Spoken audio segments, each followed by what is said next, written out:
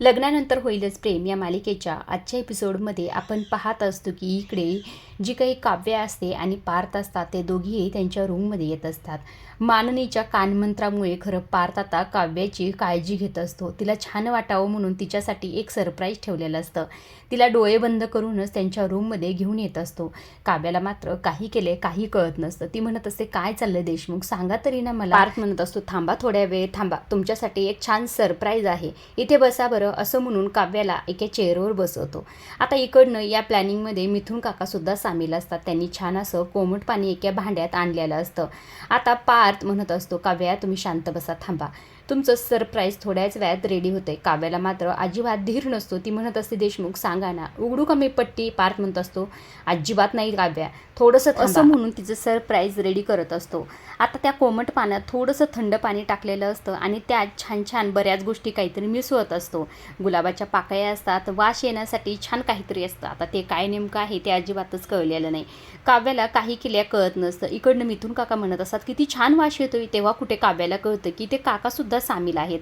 तेव्हा काव्या म्हणत असते, काका तुम्ही सुद्धा इथे आहात, तुम्ही तरी सांगा ना नेमकं काय चाललंय यांचं, काय करताय तुम्ही दोघे. पार्थ म्हणत असतो, काकासुद्धा अजिबातच काही सांगणार नाही, काकाने सुद्धा मला फार मदत केलेली आहे, असं म्हणून ते पार्थ सगळं काही रेडी करत असतो. आता इकडनं काव्या म्हणत असते, अहो काका तुम्ही तरी सांगा ना. मात्र काका इथे गायब झालेले असतात. पार्थ म्हणत असतो, गेले गेले काका गेले, आता काही उपयोग होणार नाही त्याचा. काव्या म्हणत असते, अहो देशमुख उघडू का आता, नाही म्हटलोय ना, असं म्हणून पार्थ तिच्या पायातली स्लीपर काढत असतो. काव्या म्हणत असते, देशमुख असं काय करताय, माझ्या पायाला कशाला हात लावताय तुम्ही. अहो काव्या थांबा ना 2 मिनिटं, तुमचं सरप्राईज आता रेडीच होते, असं म्हणून तिच्या पायातली स्लीपर काढतो आणि अलगद तिचा पाय त्या कोमट पाण्यात ठेवत असतो. इकडे त्या कोमट पाण्यात काव्याचा पाय गेल्यानंतर काव्याला तर फार रिलॅक्स वाटलेलं असतं. शांत अशी पाय ठेवून त्यात बसलेली असते. इकडं जो काही पार्थ असतो तो म्हणत असतो, काव्या कसं वाटतंय तुम्हाला. काव्या म्हणत असते, देशमुख खरंच मला खूप छान वाटतंय, रिलॅक्स वाटतंय. असं म्हटल्याबरोबर पार्थ तर इकडे फार खुश होतो, कारण की काव्याला त्याचं सरप्राईज आवडलेलं असतं. इकडे दुसऱ्या बाजूला आर्या आई नावाचा टॅटू काढून आलेली असते. त्यामुळे जीवा नंदिनी दोघीही ते फार भडकलेले असतात. जीवा म्हणत असतो, हे सगळं तू कधी केलं. त्या पार्लर टॅटूमधून तर एकत्रच आपण बाहेर निघलो होतो, मग हे सगळं कधी केलंस, असं म्हटल्याबरोबर नंदिनीने हे ऐकलेलं असतं. आता नंदिनी लगेच म्हणत असते, काय जीवा, म्हणजे तुम्ही आर्यासोबत टॅटू काढायला गेला होतात. हो पण ते महत्त्वाचं नाही आहे, असं जीवा म्हणत असतो. नंदिनी म्हणत असते, माझ्यासाठी सगळंच महत्त्वाचं आहे, असंही ते चिडतच म्हणत असते. नंदिनी जाते, पडदेशीन दरवाजा लावते आणि परत आल्यावर यांची शाळा घेते. नंदिनी म्हणत असते, माझ्या मागे तुमच्या दोघांचं काय चाललंय हे मला कळणंसुद्धा महत्त्वाचं आहे, आणि विशेष म्हणजे तुझं आर्या, तुझं नेमकं काय चाललंय हे सुद्धा कळणं माझ्यासाठी तेवढंच महत्त्वाचं आहे. त्यावर इकडनं आर्या म्हणत असते, अगं नंदू माझं ऐक ना. मात्र नंदिनी काही केले ऐकायला तयार नसते. नंदिनी म्हणत असते, बस आर्या, आता तू अजिबातच सावरासावर करू नकोस, तू आता लिमिट क्रॉस केलीस हे सगळं काही करून, काय चाललंय तुझं. त्यावर इकडनं जी काही आर्या असते ती म्हणत असते, अगं नंदिनी बस कर, किती ओव्हर रिॲक्ट करतेस. असं म्हटल्याबरोबर जीवा म्हणत असतो, काय आर्या, अगं तू बस कर, तू काय वागतेस काय करतेस याचं तरी तुला भान आहे का, आणि तिलाच तू वरनं ओरडतेस. हे सगळं काही करण्याआधी एकदा आम्हाला विचारायचं तरी होतंस, हे सगळं काही का केलंस तू, यामुळे आमच्या बाळाला काही झालं तर. असं म्हटल्याबरोबर इकडनं नंदिनी म्हणत असते, जीवा मी सुद्धा तेच म्हणते, हिच्या पोटात आपलं बाळ आहे म्हणूनच मला तर ह्या सर्व गोष्टीची काळजी वाटते. आपल्या बाळाला जर काही झालं तर त्याच्यामुळेच खरं तर माझी चिडचिड होती, असंही ते नंदिनी म्हणत असते. इकडनं जीवा म्हणत असतो, अगं आर्या काही करण्याआधी एकदा आमच्या दोघांना विचारून करत जा. 1 मिनिट, म्हणजे आम्ही तुला परवानगी देऊ नये म्हणून तू आधी मला बाबा नावाचा टॅटू काढायला लावलास आणि नंतर तू आई नावाचा टॅटू काढून आलीस, असंही ते जीवानी म्हटल्याबरोबर आर्याला तर धक्काच बस. आता ती मध्येच मला काहीतरी सांगायचं आहे असं दाखवण्याचा ती प्रयत्न करत असते. मात्र हे सगळे काही तिचे नाटकं असतात.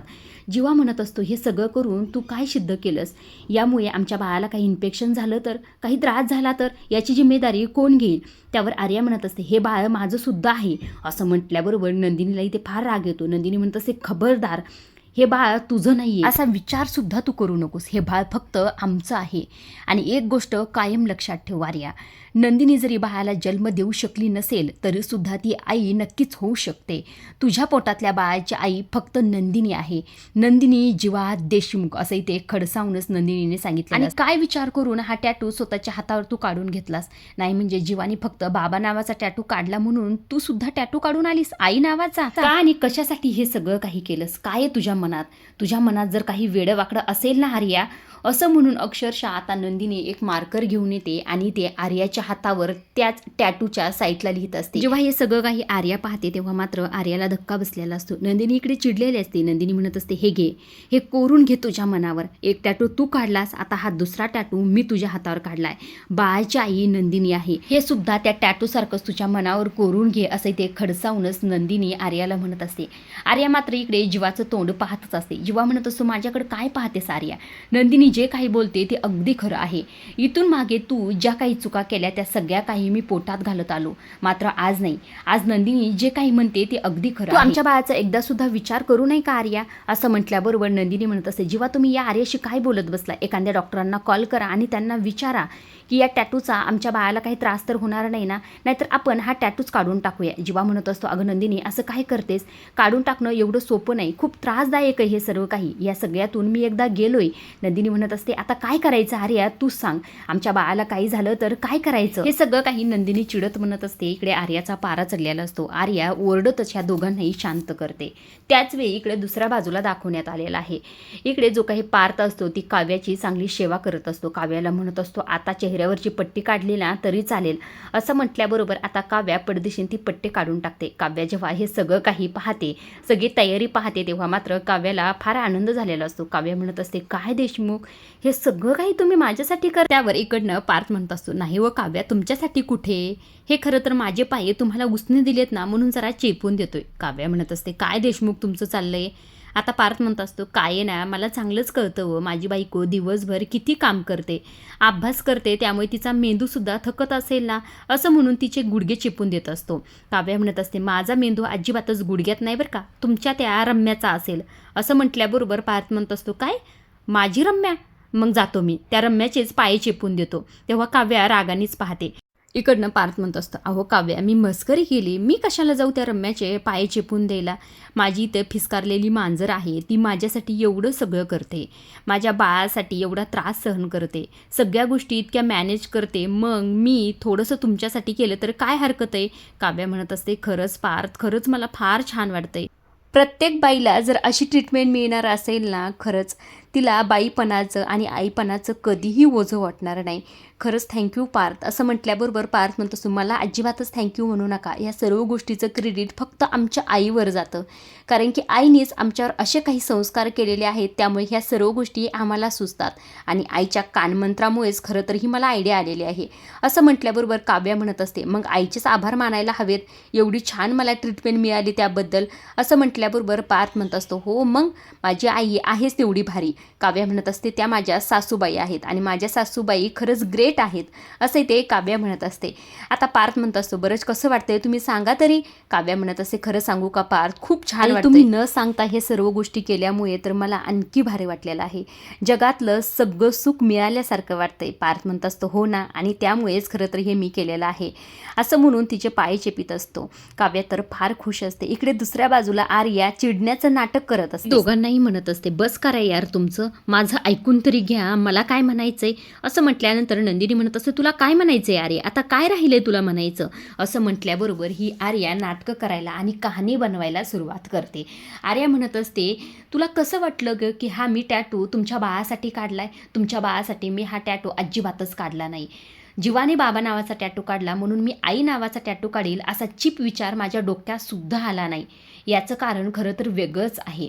मी आज हॉस्पिटलला जात होते तेव्हा आईचा कॉल आला आणि आई मला सांगू लागली की आज शिफ्टिंग केली आहे, त्यामुळे सगळा पसारा, तुझं सगळं जुनं सामान मला भेटले. आरू तुझी फार आठवण येते. आरू येतेस का भेटायला? मी कशी जाणार होते आईला भेटायला? हे पोट घेऊन जाणार होते आणि आईने मला विचारलं असतं की या बाळाचे बाबा कोण, मग मी काय सांगितलं असतं? हे सगळं काही आर्या जेव्हा ह्या दोघांना सांगते तेव्हा मात्र ह्या दोघांनाही धक्का बसलेला असतो. आर्या हे सगळं काही रडत सांगत असते, त्यामुळे विश्वाससुद्धा बसणं साहजिक आहे. आर्या म्हणत असते, काय करायचं होतं सांग ना, मला माझ्या आईची फार आठवण येत होती, मी तिच्याकडे जाऊसुद्धा शकत नव्हते, तिची मला कूस हवी होती, तिचे व्हिडिओ पाहत बसले, तिचे जुने फोटो पाहत बसले, त्यानेसुद्धा माझं समाधान झालं नाही. मग मी टॅटू पार्लरमध्ये गेले, सगळ्या गोष्टी आधी विचारून घेतल्या. त्या दादांना म्हटलं मी प्रेग्नेंट आहे, दादा मला एक टेम्पररी माझ्या आई नावाचा टॅटू मला हवा आहे. आता टेम्पररी हा शब्द ऐकल्याबरोबर नंदिनीला तर धक्काच बसतो. नंदिनी म्हणत, काय टेम्पररी म्हणजे हा आई नावाचा टॅटू टेम्पररी आहे?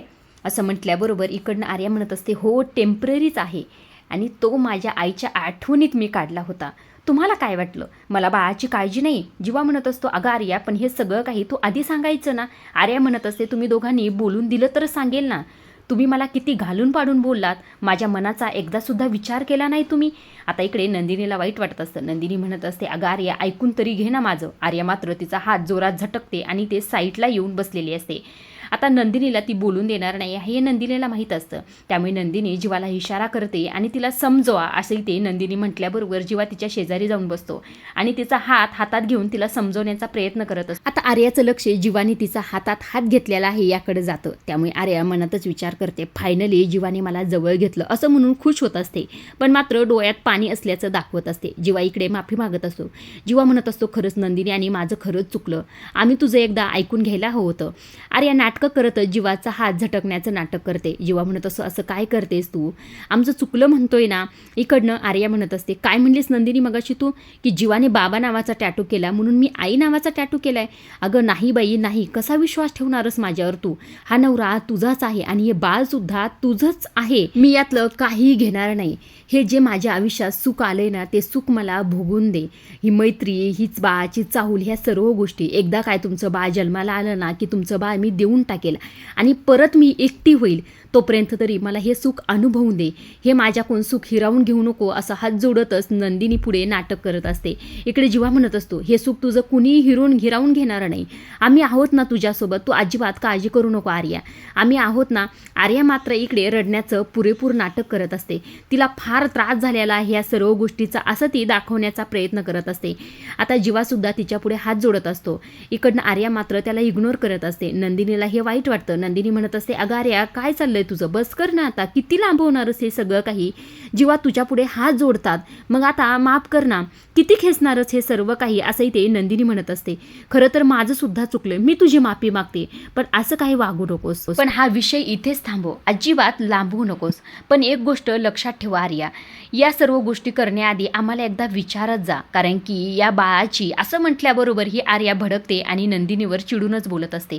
हो मला माहिती आहे ग, या बाळाची आई तू आहेस. तू मगाशी काय म्हटलीस की तुझ्या हातावर कोरून घे की बाळाची आई नंदिनी आहे. कोरून कशाला ग? मी सगळ्या जगांना ओरडूनच सांगते की. आता सगळेच जण खाली बसले असतील, मी जाते आणि सगळ्यांना सांगते की. असं म्हणून ही आर्या रागातच आता दरवाजा उघडून खाली पायऱ्या उतरून येत असते.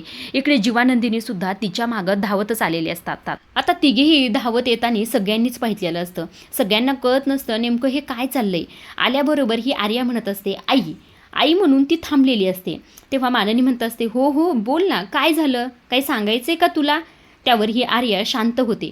आता वसू आणि रम्याला कळत नसतं नेमकं हे काय चाललंय. त्यांना वाटत असतं काहीतरी शिजते. आता दोघी एकमेकींना इशारे करत असतात. इकडे जी काही आर्या असते ती इथे म्हणत असते, नंदिनी असं म्हणून परत थांबलेली असते. माननी म्हणत असते, नंदिनीचं काय सांग की. आता आर्या काही बोलणारच तितक्या तिकडनं नंदिनी मध्ये पडते आणि नंदिनी म्हणत असते, अहो काही नाही आई, नंदिनीची काळजी घ्या, तिला काळजी घ्यायला सांगा असं तिला म्हणायचं होतं. असं म्हटल्याबरोबर माननी म्हणत असते, अगं नंदिनीची काळजी घेतेच ग मी, पण तुझी काळजी घे. अशी कशी वरनं आलीस धावतच तू? अगं स्वतःची काळजी घेत जा की जरा. तू कधी आलीस कळलं सुद्धा नाही. आर्या तर एक शब्दही बोलत नाही. नंदिनी म्हणत असते, आई ती मगाशीच आली आणि ती आता निघाली सुद्धा. असं म्हटल्याबरोबर इकडनं काव्या म्हणत असते, अगं कशाला निघालीस तू? आईस्क्रीम खातेस का आमच्यासोबत? असं म्हटल्याबरोबर पार्थला इकडे आठवतं. पार्थ म्हणत असतो, अगं आई त्या आर्याला प्रसाद दे की. आता माननी तो प्रसाद घेते आणि इकडे आर्याला देत असते आणि तिला म्हणत असते, अगं माझी मैत्रीण अष्टविनायकाच्या दर्शनाला गेली होती, त्याचाच हा प्रसाद आहे, घे की. असं म्हणून तिच्या हातात ठेवते. आता हिच्या हातात उजव्या हातात खरं तरी ते तो टॅटू असतो जो नंदिनीने तिच्या हातावर कोरलेला असतो. त्यामुळे ती डावा हात करते. आता सगळ्यांना कळत नसतं नेमकं हिला काय झाले. माननी म्हणत असते, आर्या असं काय करतेस बाळा? अगं उजवा हात करायचा असतो, तुला माहीत नाही का? आता आर्याला नेमकं काय करावं कळत नसतं. जीवा नंदिनी सुद्धा फार टेन्शनमध्ये आलेले असतात. आता हा हात समोर केला तर तो टॅटू सुद्धा समोर येईल आणि सगळ्यांना कळेल असंही ते नंदिनी आणि जीवाला वाटत असतं. आजच्या पुरतं एवढंच. पुढील भागात आपण पाहत असतो की तो टॅटू खरं तर कुणीही पाहितलेला नाही, मात्र जीवाचा टॅटू जीवाने सगळ्यांना दाखवलेला असतो. आता सगळ्यांनाच तो टॅटू आवडलेला असतो. नंदिनी मात्र आणखी इकडे टेन्शनमध्येच असते. तिला आर्याचं वागणं आणखीही खटकतच असतं. तिला कळत नसतं नेमकं हे काय चाललंय. इकडे दुसऱ्या बाजूला आर्या जाण्यासाठी निघालेली असते तेव्हा ही रम्या तिच्या मागे जाते आणि तिच्याशी बोलण्याचा प्रयत्न करत असते. तिला म्हणत असते, आज जसा जीवाने बाबा नावाचा टॅटू काढला का, तसाच काही वर्षापूर्वी त्यांनी एका मुलीचा त्याच्या छातीवर टॅटू काढला होता, कोरला होता. हे ऐकल्यानंतर आर्या म्हणत असते, काढला असेल नंदिनीचा. त्यावर रम्या म्हणत असते, नाही, नंदिनीचा टॅटू त्यांनी नव्हता काढला, त्यांनी खरं तर काव्याचा टॅटू काढला होता. आता ही ऐकल्यानंतर इकडे आर्याला तर धक्का बसलेला असतो. आता ही माहिती तर तिच्यापर्यंत पोहोचलेली. आता या गोष्टीचा फायदा नेमका आर्या कशा प्रकारे घेते हे पाहण्यासारखंच आहे. इकडे दुसऱ्या बाजूला जीवा नंदिनीला म्हणत असतो, आता आपल्याला खरं तर तिची गरज आहे, कारण की आपलं बाळ तिच्या पोटात आहे, त्यामुळे आपण तिला समजून घेतलं पाहिजे, असंही ते जीवा म्हणत असतो. आता नंदिनी जीवाला समजवण्याचा प्रयत्न करत असते, मात्र जीवाला यावेळेस आर्याचंच म्हणणं पटलेलं असतं. आर्या बरोबर आहे आणि आपण तिला समजून घेतलंच पाहिजे, असंही ते जीवाचं म्हणणं असतं. आता नेमकं पुढे काय होतं हे पाहण्यासारखंच आहे.